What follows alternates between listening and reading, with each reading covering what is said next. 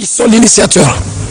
Au fait, suite à des requêtes, suite à des demandes non satisfaites, alors dans la journée d'hier, avec la rencontre avec le ministre de la Défense, ça a mal tourné.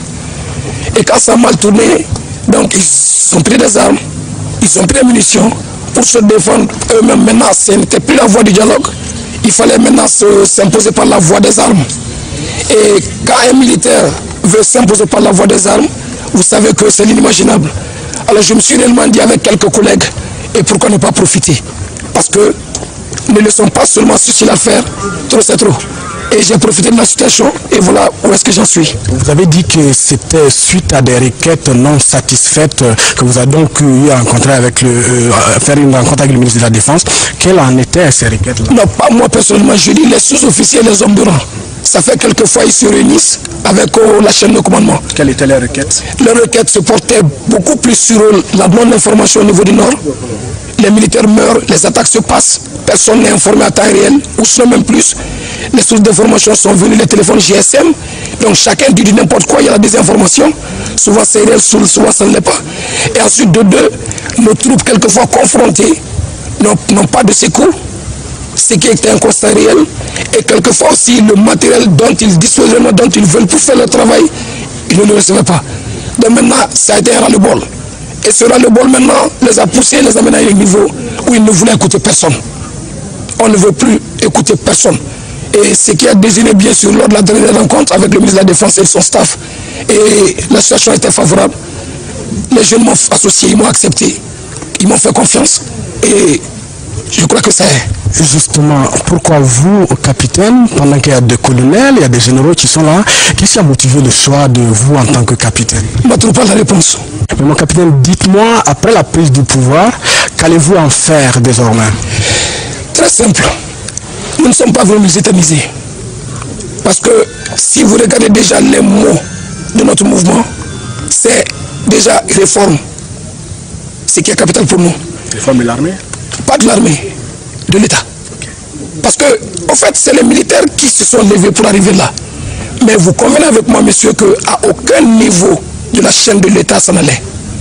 Éducation, 2 décennies, RAS, le recrutement au niveau de la fonction publique, qui n'en sait pas, il faut mettre la main dans la poche. Ce n'est pas le plus méritant qui gagne un poste.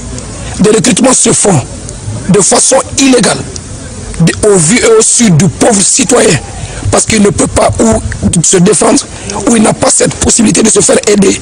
Il regarde comme ça l'opportunité passer. Et alors, où allons-nous? Donc c'est pour vous dire que les civils savaient quelquefois, ils se levaient pour réclamer. Mais c'est différent du cas de l'armée. Nous, on se lève avec quelque chose que le civil n'en dispose pas. Donc, ce n'est pas au fait à cause de l'armée seulement. Et si on vous écoute, donc la situation au nord n'est pas la seule raison qui a poussé à la prise du pouvoir hier? Pour nous militaires, c'est les 70%. Mais en tant que citoyens aussi, la cherté de la vie nous touche. Le fait qu'il n'y a pas d'école touche nos enfants. Le fait qu'il n'y a pas de boulot touche nos femmes, nos frères, nos soeurs. Parce que vous savez, généralement, on est parents pauvres. Hein? Mais au-delà de ça, pour ce qui concerne ce pouvoir, j'aimerais le dire ici tout de suite. Nous ne sommes pas venus nous éterniser. Non, loin de là.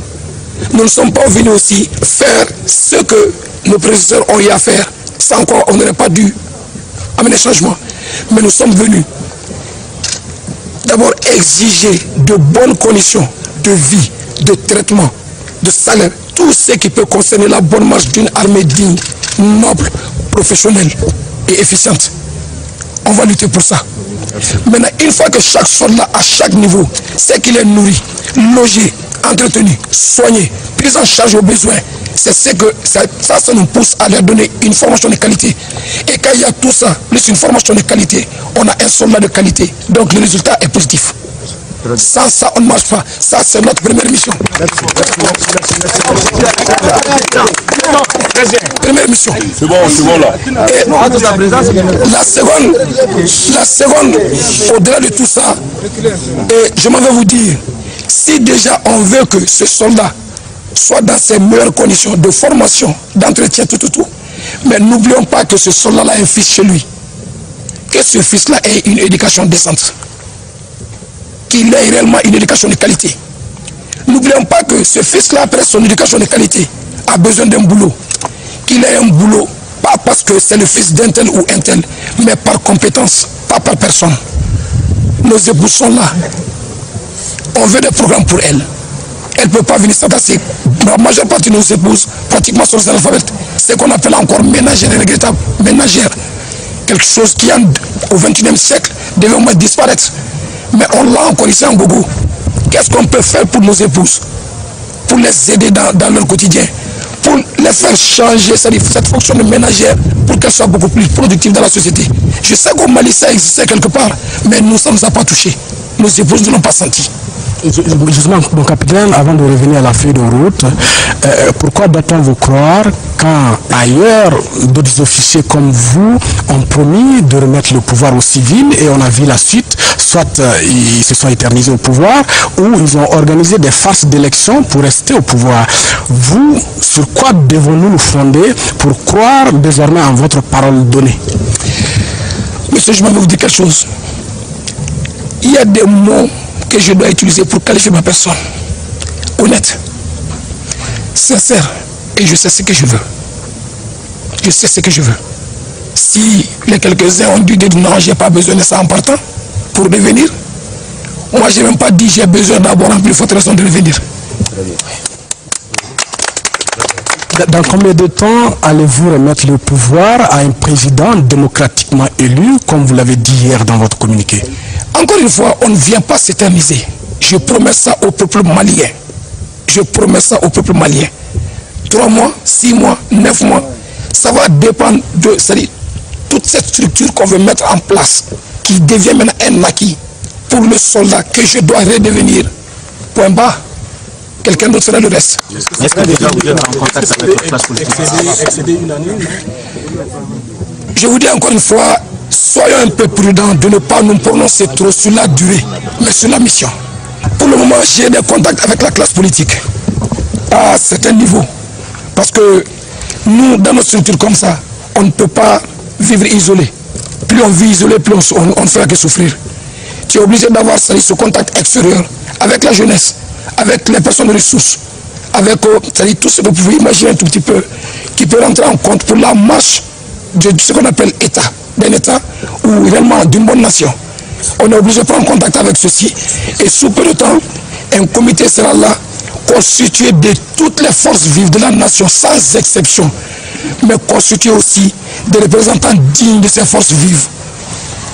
Qu'allez-vous faire pour restaurer la sécurité dans le nord du pays? La sécurité du nord du pays, on est déjà là-dessus. Je ne peux pas me permettre de prononcer tout de suite toutes les stratégies mises en place, parce que n'oublie pas, c'est un État conflictuel.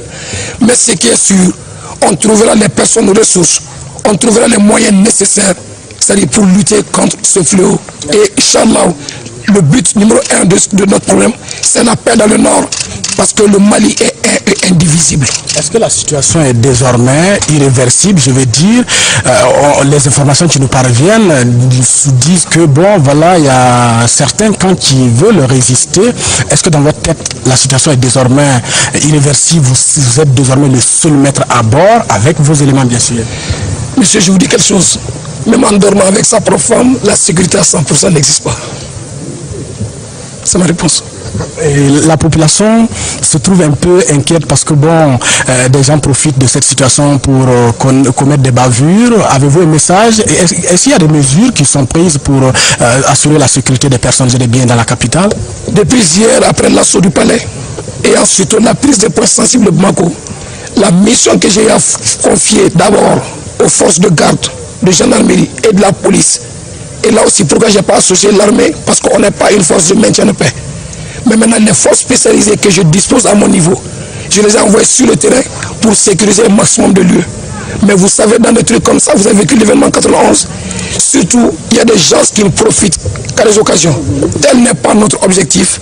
Et je profite pour demander au peuple malien, à tous les niveaux, dans les villes, dans les campagnes, nous ne sommes pas venus pour casser.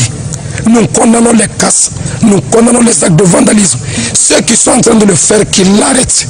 Sinon, mettront tout en œuvre pour mettre un terme. Et ceux qui ne l'ont pas encore construit, qu'ils soient des porte-parole ou des conseillers auprès des autres. Et à mes camarades militaires, sous peu de temps, une fois que la situation serait acquise, qu'ils retournent dans les garnisons. c'est les rassemblements qui vont continuer. La vie au quotidien du soldat va continuer. Pendant ce temps, une structure mettée en place avec les équipes bien sûr concernées se chargeront de le mettre dans leur droit jusqu'au plus petit centime. Le gouvernement de transition que vous allez former sera-t-il dirigé par un civil ou par un militaire? Cela, je préfère laisser ça au jour à venir. Parce que je vous ai dit, moi mon objectif, c'est pas la personne, mais la compétence. Mais sera-t-il ce gouvernement en majorité composé de civils ou de militaires? Ce qui sera nécessaire. Quelles sont vos relations à l'heure où je vous parle avec la communauté internationale et qu'entendez-vous faire? Mes relations avec la communauté internationale, pour le moment, les quelques-unes que j'ai, je préfère faire de ça mes dernières pièces d'or. Mais dans les jours à venir, vous en saurez plus. Mon capitaine, quel est le sort qui sera réservé à l'ancien président? Ou est-il, quel sort sera-t-il réservé à l'ancien président, le général Amadou Toumani Touré? Vous savez, il ne sert pas à une tête et du queue. J'ai assez de ministres avec moi ici. J'ai la confiance de toutes les forces armées et de sécurité, sans exception. Les gens sont en train de faire amalgame au niveau de Bamako, au niveau international. C'est nous qui nous réclamons putschistes, c'est nous qui nous réclamons trucs, on nous traite de mutins, de trucs. Non, je change le terme.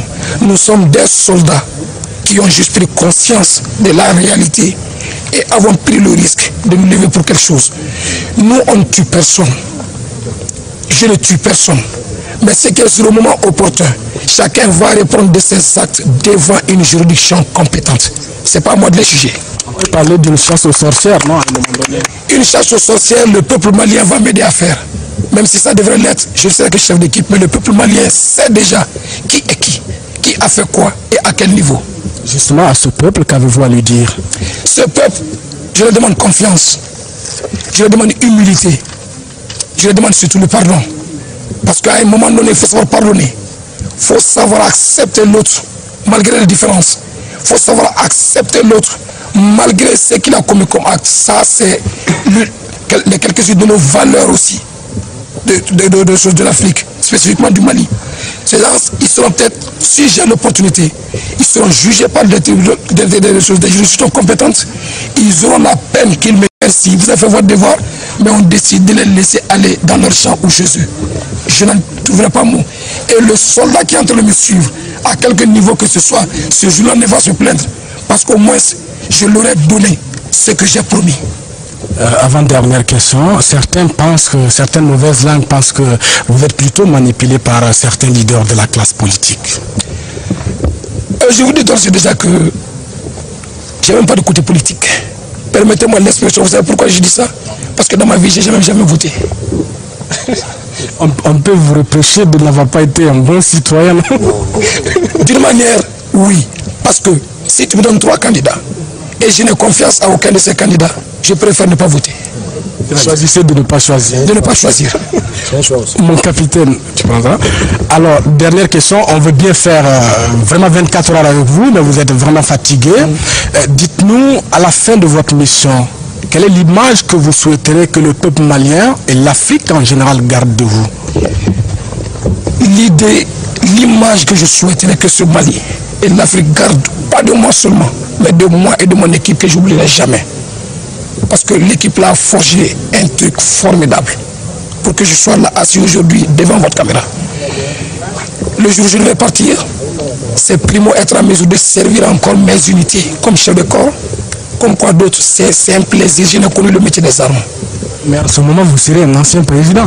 Maintenant, ancien président très fier de servir son armée.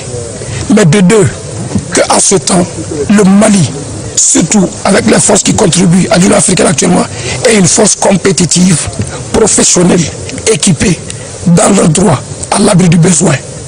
Et ensuite, que ce pays-là retrouve la paix, la quiétude, le pardon. C'est l'image que je veux que le Mali ait de moi et de mon équipe au moment de partir. Mesdames, Messieurs, c'était là donc une interview exclusive du capitaine Sanogo, le nouvel homme fort du Mali, lui qui a pris le pouvoir avec sa troupe il y a juste 24 heures. Merci à vous d'avoir suivi cette émission et très bonne suite de programme sur Afrique.